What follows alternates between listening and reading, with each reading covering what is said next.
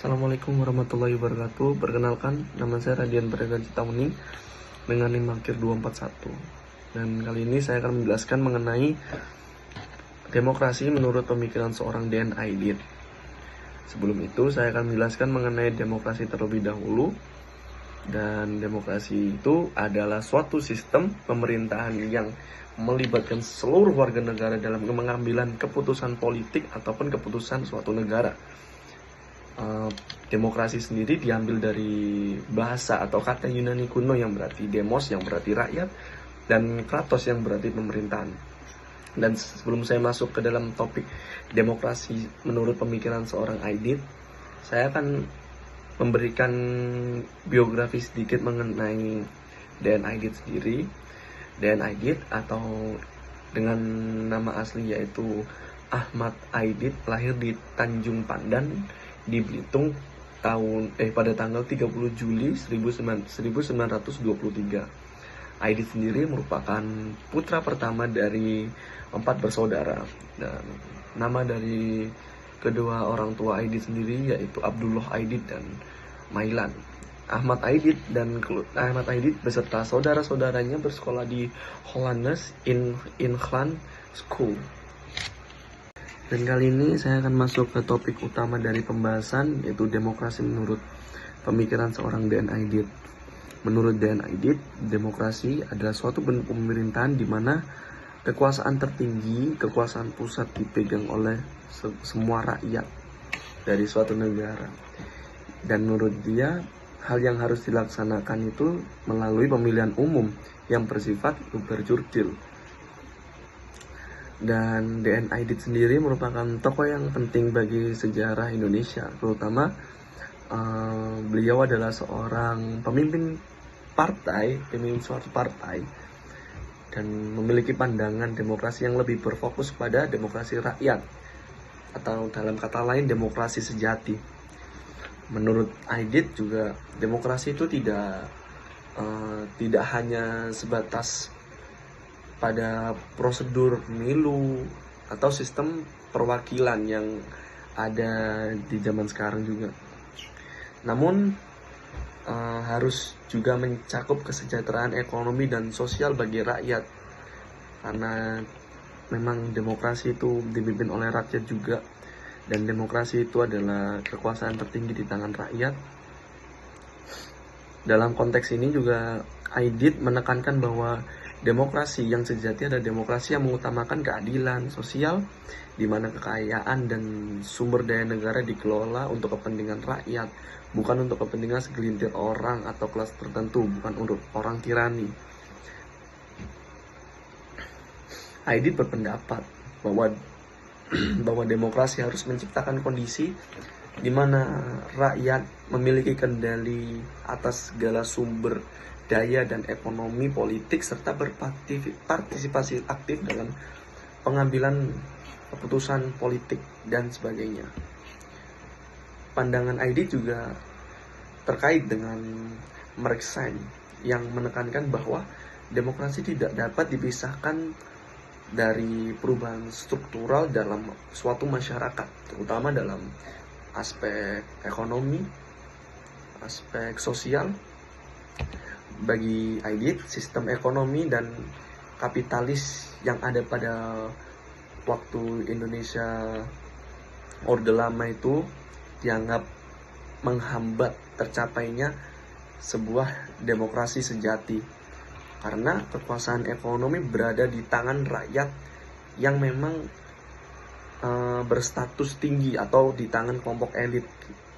Secara garis besar, demokrasi menurut Aidit itu ada beberapa macam. Saya bisa sebutkan 3 macam. Yang pertama, demokrasi rakyat. Demokrasi ini itu memberikan ruang atau memberikan hampir seluruh ruang untuk rakyat berpartisipasi dalam pengambilan keputusan politik, ekonomi, dan keputusan negara. Yang kedua, demokrasi sosial. Demokrasi ini menciptakan distribusi kekayaan yang lebih adil, sehingga tidak ada kesenjangan sosial yang terlalu mencolok seperti zaman sekarang juga. Banyak sekali kesenjangan sosial yang mulai terlihat. Yang ketiga, Yang mungkin jadi yang terakhir saya sebutkan yaitu anti kapitalisme. Menentang sistem kapitalisme yang dianggap itu hanya menguntungkan segelintir orang dan banyak sekali merugikan rakyat, dan dimana itu sangat bertentangan dengan pemikiran beliau, di mana demokrasi itu adalah suatu sistem pemerintahan yang memang dipimpin langsung oleh rakyat yang ada di suatu negara tersebut, bukan?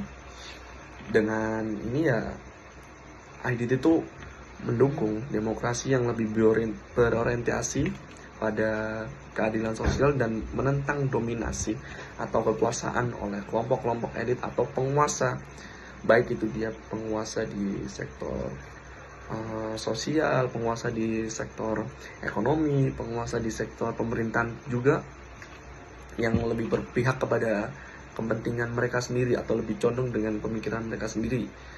Dan mungkin Aidit juga berpikir bahwa kalau hal itu masih ditetapkan sampai sekarang, mereka menjadi seorang tirani yang akan terus memperkaya dirinya dan keluarganya sendiri, dan akan membentuk dinasti yang kuat untuk lebih memperkaya, karena itulah sistem yang mereka terapkan menurut Aidit.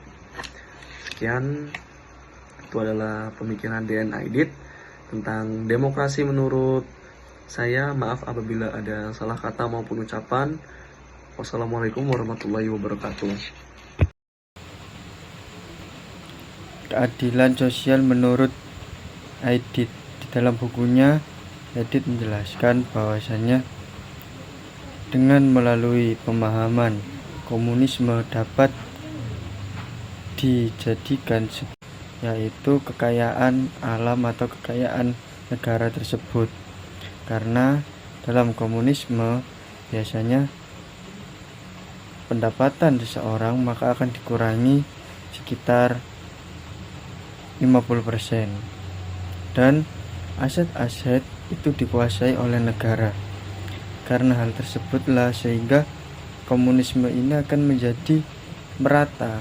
Mengapa? Karena menurut DN Aidit bahwasanya jika sumber daya alam itu dikelola oleh negara bukan perseorangan, maka sumber daya tersebut, hasil dari kekayaan itu akan dapat disalurkan kepada orang yang membutuhkan secara merata.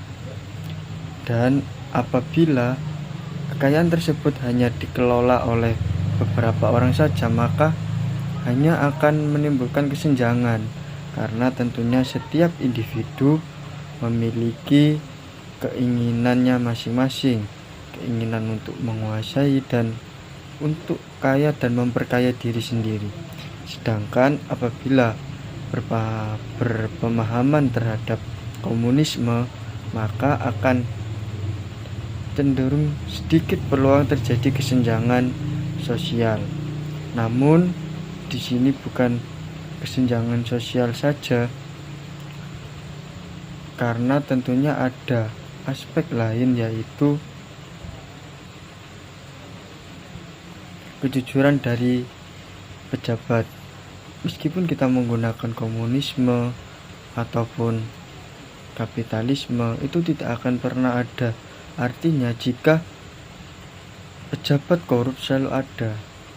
Tapi DN Aidit dengan idealismenya, dia tetap mengatakan bahwa komunisme ini sangat bagus dan sangat cocok. Namun karena terlalu idealis pada zaman itu, dan memang sangat tidak memungkinkan di zaman negara Indonesia yang baru saja merdeka kemudian mengharuskan untuk menggunakan paham komunisme. Jadi dapat disimpulkan bahwa komunisme dalam ide pokok demokrasinya adalah keadilan sosial, kemerataan sosial, dan tidak ada kesenjangan. Karena komunisme lebih mengedepankan bahwasanya tidak ada hak individu, karena yang ada adalah semua harta kekayaan itu milik negara. Masyarakat di suatu negara akan saling berperang karena manusia pada dasarnya adalah memiliki sifat yang egois. Meskipun ada kekurangannya, jika suatu negara menganut sistem kapitalisme, ini adalah sebuah kejahatan yang lebih kecil ya.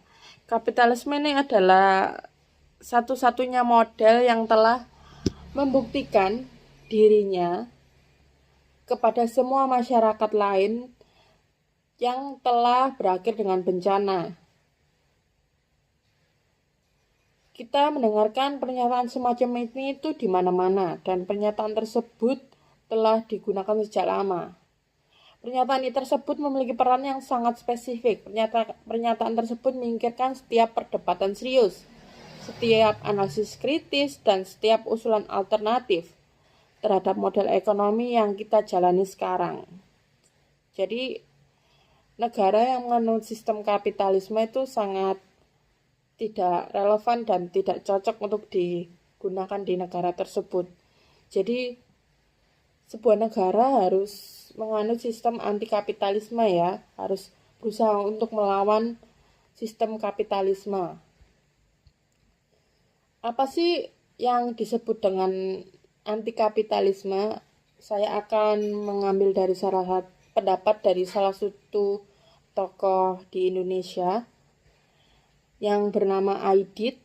Anti kapitalisme itu adalah ideologi dan gerakan politik yang bertujuan menjungkir balikan dan menghancurkan kapitalisme tentunya.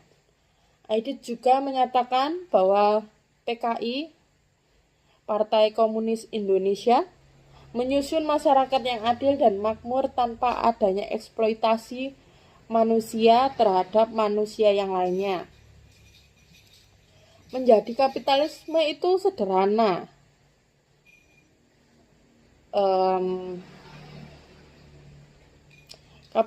Anti kapitalisme ini adalah model ekonomi dan sosial yang nilai-nilai fundamentalnya didasarkan pada keuntungan, kepemilikan pribadi atas alat-alat produksi, persaingan, dan pertumbuhan ekonomi.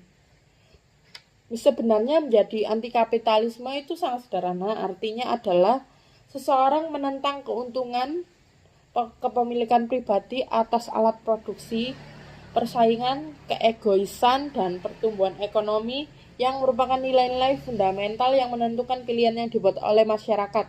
Oleh karena itu, anti kapitalisme sama sekali tidak sama dengan menjadi komunis, Leninis, Stalinis, Trotskis, anarkis, dan label eksotis lainnya.